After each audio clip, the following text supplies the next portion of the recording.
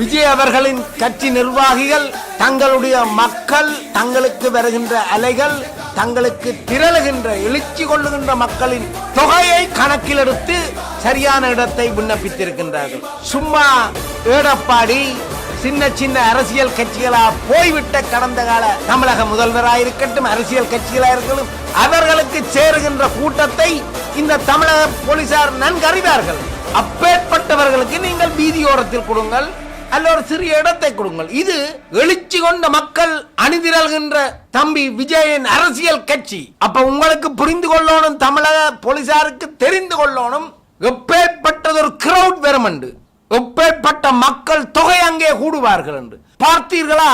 அலை அலையாக மக்கள் வந்தார்கள், எண்ணில் அடங்காத மக்கள் வந்தார்கள். அப்பேற்பட்ட மக்களை கவனமாக கையாண்டு போலீசார் தடியடி பிரயோகம் நடத்துவது அழகில்லை.